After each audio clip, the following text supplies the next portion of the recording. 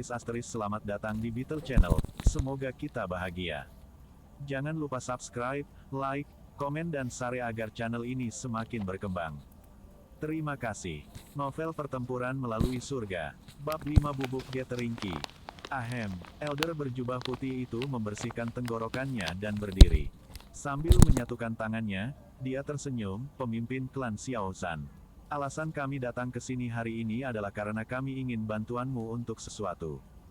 Tentu saja, Geye, jika kamu memiliki masalah, beritahu aku. Jika aku dapat membantu kamu menyelesaikannya, maka aku pasti tidak akan berani berkata tidak.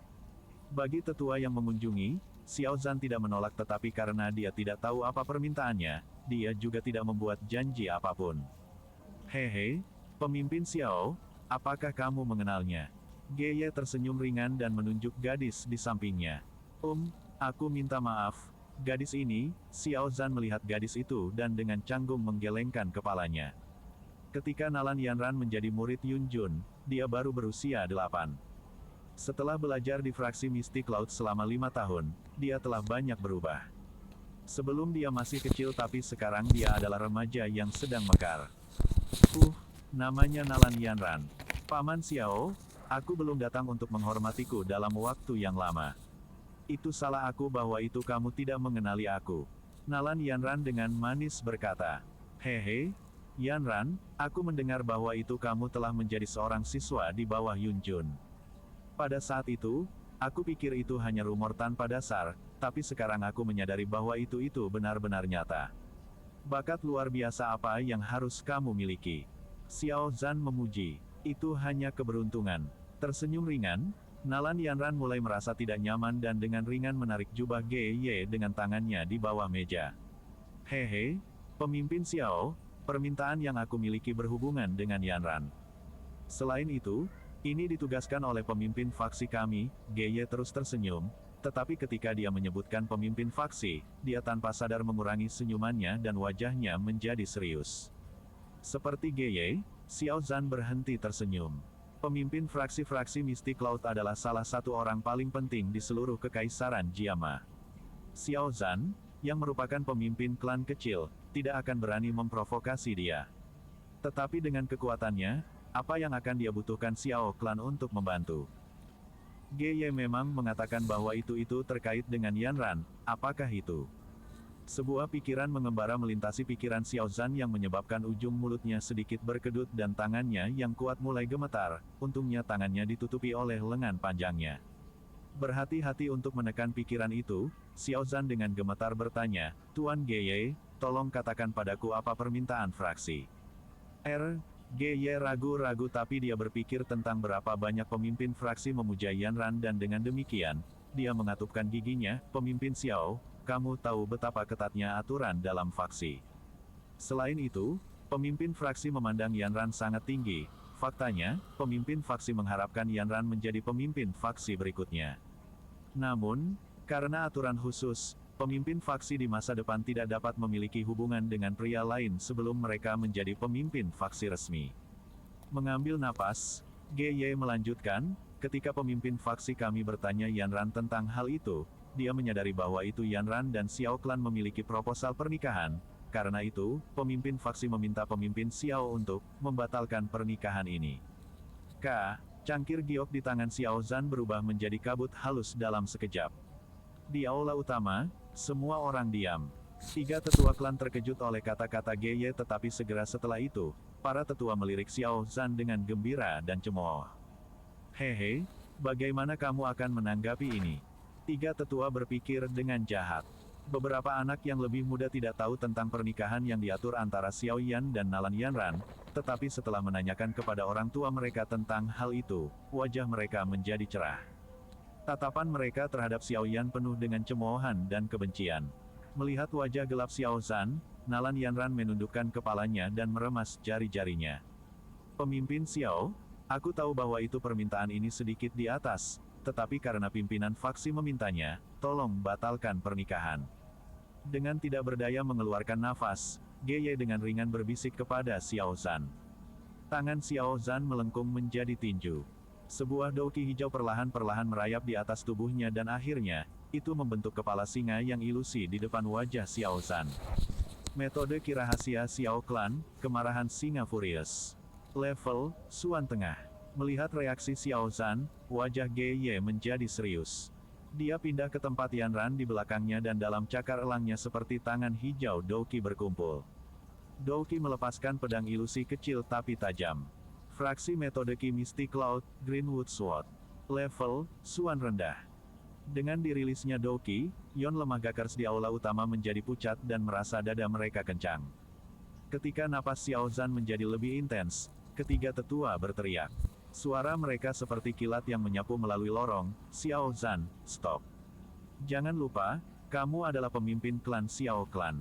Xiao Zhan menegang dan Douki di tubuhnya menghilang perlahan. Xiao Zhan jatuh kembali ke kursinya dan tanpa emosi memperhatikan kepala Yanran yang diturunkan. Akhirnya, katanya adalah nada serak, Nalan, kamu punya nyali. Dengan seorang anak perempuan seperti itu, aku benar-benar iri pada Nalan Su. Nalan Yanran mengejang, Paman Xiao. Tidak, panggil aku pemimpin klan Xiao mulai sekarang.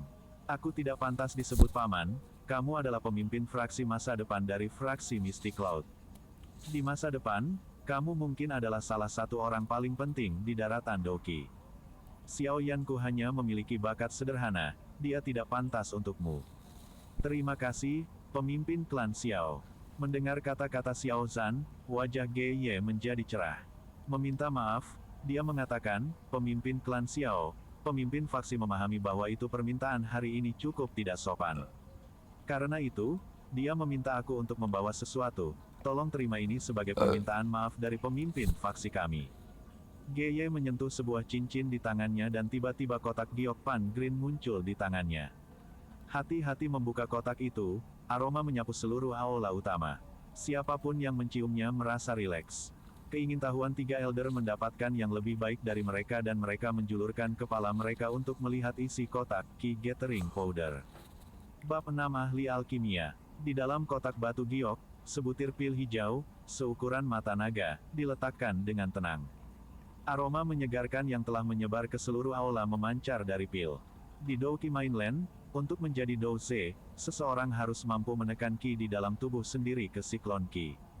Tetapi proses kompresi Ki menjadi Siklon Ki memiliki tingkat kegagalan yang sangat tinggi. Setelah gagal, seseorang 9 duan Ki akan jatuh kembali ke 8 duan. Beberapa orang yang tidak beruntung perlu mengompres Ki mereka 10 kali atau lebih sebelum mereka berhasil melakukannya. Tetapi dengan membuang begitu banyak waktu pada kompresi Ki, seseorang akan kehilangan waktu terbaik untuk berlatih Ki dan dengan demikian menghancurkan masa depan mereka.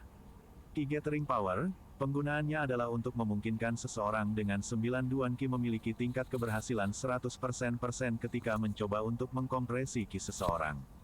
Efek ini membuat banyak orang bermata merah. Setelah semua, siapapun yang bukan Douze diperlakukan sangat buruk. Tetapi Ki Gathering Power bukanlah sesuatu yang dibuat oleh alam, melainkan dibuat oleh seseorang, alkemis. Di Douki Mainland, satu-satunya profesi yang lebih diinginkan daripada Douze adalah alkemis.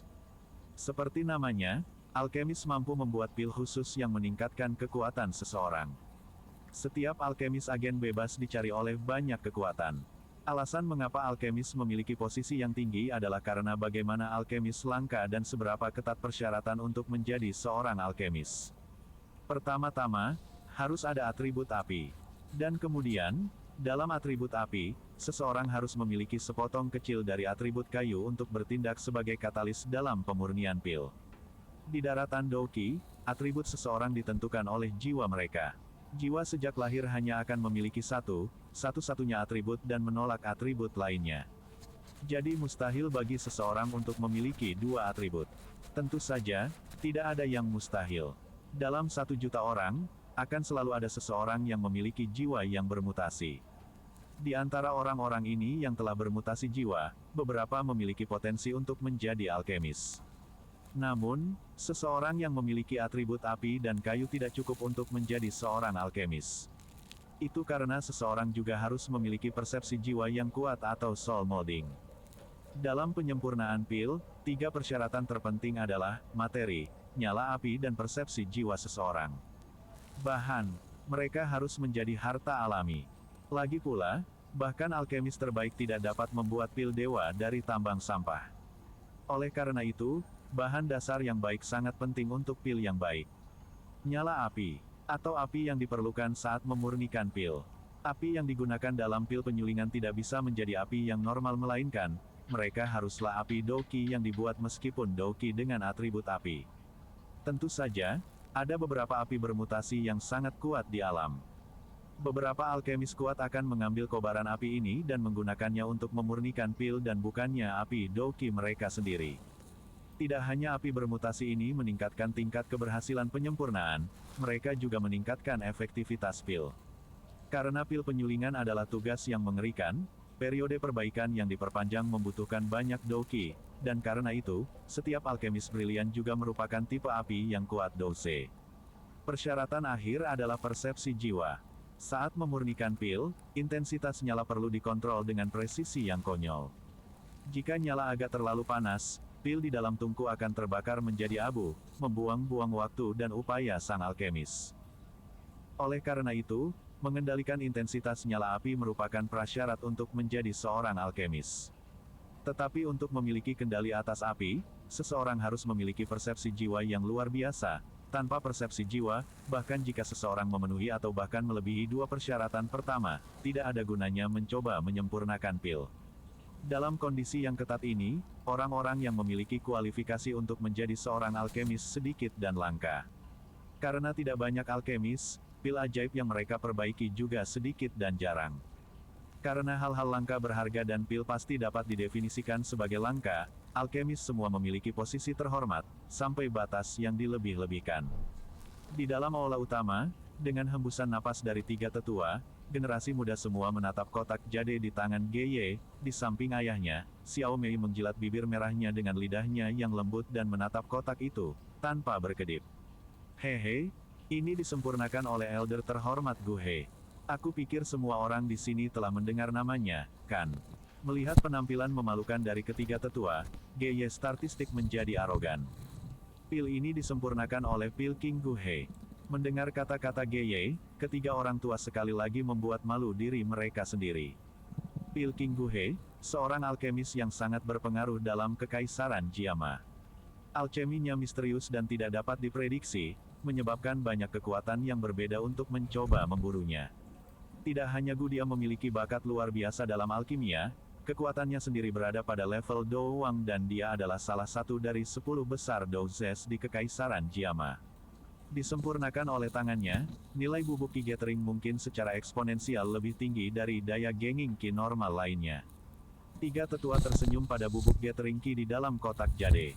Jika Xiao Clan mendapat bubuk Qi Gathering ini, maka klan Xiao mungkin bisa mengembangkan Douze muda lainnya. Tepat ketika tiga tetua sedang berpikir tentang bagaimana mendapatkan pil untuk cucu mereka sendiri, suara muda yang penuh dengan kemarahan bergema di aula utama. Bapak, Gye, akan lebih baik jika kamu menyimpan pil. Permintaan kamu, kami mungkin tidak menerimanya. Aula utama terdiam dan pandangan semua orang beralih ke wajah Xiao Yan yang lembut di sudut. Xiao Yan, kamu tidak punya hak untuk mengatakan apa-apa sekarang. Diamlah.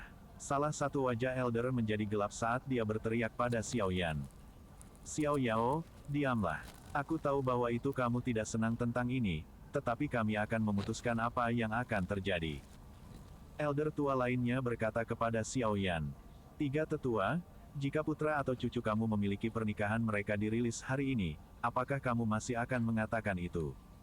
Xiao Yao perlahan berdiri, tepi mulutnya melengkung ke atas dalam ejekan. Karena jelas bahwa itu tiga tetua memperlakukannya dengan jijik, mengapa dia harus begitu menghormati mereka? Kamu mendengar kata-kata Xiao Yan, ketiga orang tua itu tidak dapat menemukan cara untuk membantah kata-katanya. Tetua ketiga pemarah bahkan mulai mematerialisasi Douqi dalam kemarahan.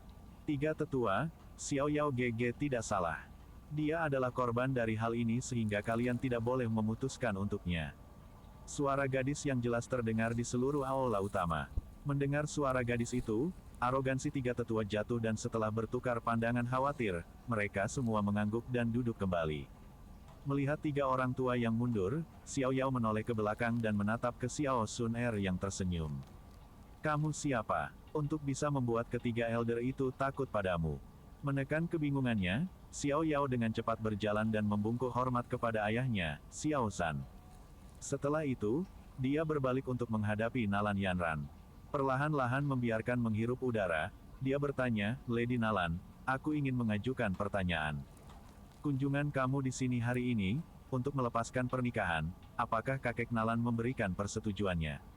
Sebelumnya, ketika Xiao Yan keluar dari sudutnya, Nalan Yanran sudah merasa tidak nyaman dengannya.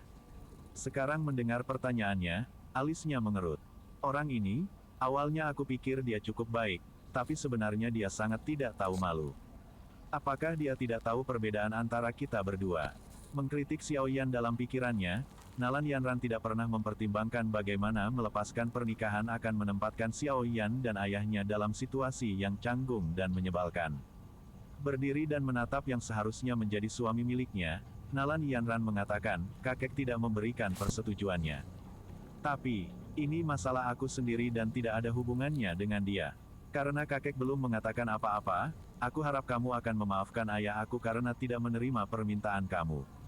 Pernikahan kami ditetapkan oleh dua kakek kami dan karena tidak ada dari mereka yang mengatakan untuk melepaskan pernikahan maka pernikahan ini akan terus berlanjut. Atau yang lain, orang-orang yang mencoba melepaskan pernikahan akan tidak menghormati leluhur mereka. Aku pikir, bahwa itu di dalam klan kami, tidak ada orang yang akan melakukan hal yang tidak terhormat. Xiao Yan memiringkan kepalanya dan menatap langsung ketiga orang tua. Menggunakan gelar yang tidak terhormat, Xiao Yan memaksa para tetua untuk diam. Dalam klan yang ketat, melakukan sesuatu yang menghujat seperti nenek moyang seseorang akan cukup bagi mereka untuk kehilangan tempat mereka sebagai elder klan. Kamu, setelah ditolak oleh Xiao Yan, Nalan Yanran tidak dapat menemukan argumen untuk menjawab klaim Xiao Yan. Wajahnya menjadi pucat dan sangat menghentakkan kakinya, sifat permainannya menjadi jelas. Melihat pria muda dengan jijik, dia dengan kesal mengatakan, dalam kondisi apa kamu akan melepaskan pernikahan? Apakah reparasinya terlalu sedikit? Baiklah, aku bisa meminta guru aku untuk memberi kamu 3 bubuk gathering key lainnya. Selain itu, jika kamu ingin, aku dapat membiarkan kamu bergabung dengan fraksi Mystic Cloud dan belajar metode pelatihan Doki yang mendalam. Apakah itu cukup? Mendengar kondisi menarik dari Nalan Yanran, pernapasan ketiga orang tua mulai menjadi berat. Di aula utama, generasi muda menelan ludah. Bergabung dengan fraksi Mystic Cloud. Lord, itu adalah mimpi dari banyak orang. Setelah mengatakan semua kondisi ini, Nalan Yanran mengangkat dagunya yang putih salju, seperti seorang putri yang menyapa para pelayannya. Dia menunggu jawaban Xiao Yan dan tahu bahwa itu kondisi ini cukup untuk membuat pria muda gila. Bersambung, terima kasih telah menyaksikan dan mendukung channel ini.